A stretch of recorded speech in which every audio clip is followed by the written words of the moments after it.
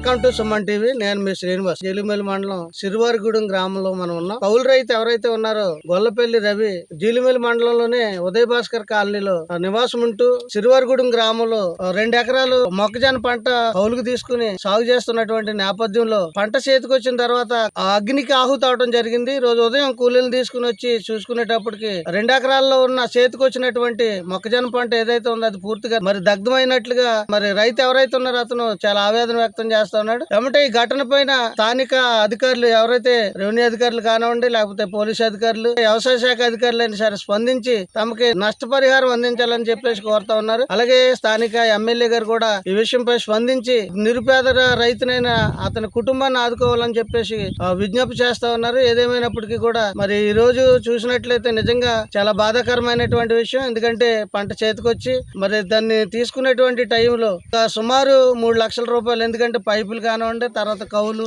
అలాగే పెట్టుబడి, ఏదేమైనా చాలా నష్టపోయి చాలా ఆవేదన చెందుతా ఉన్నారు. అధికారులైనటువంటి వారు స్పందించి న్యాయం చేయాలని చెప్పేసి కోరుతా ఉన్నారు. గొల్లపల్లి రవి అంటే నేను కౌలు రైతుని. కౌలు రైతు కింద 2 ఎకరాలు చేంజ్ చేసుకుంటున్నాను చిరువారిగూడెం గ్రామంలో. మా మామగారికి అనారోగ్యం కారణంగా హాస్పిటల్కి ఖమ్మం వెళ్తాం జరిగింది. వీళ్ళు వచ్చి నిన్న ఆదివారం 31వ తారీఖు కూలాళ్ళు 10 మంది మాట్లాడటం జరిగింది.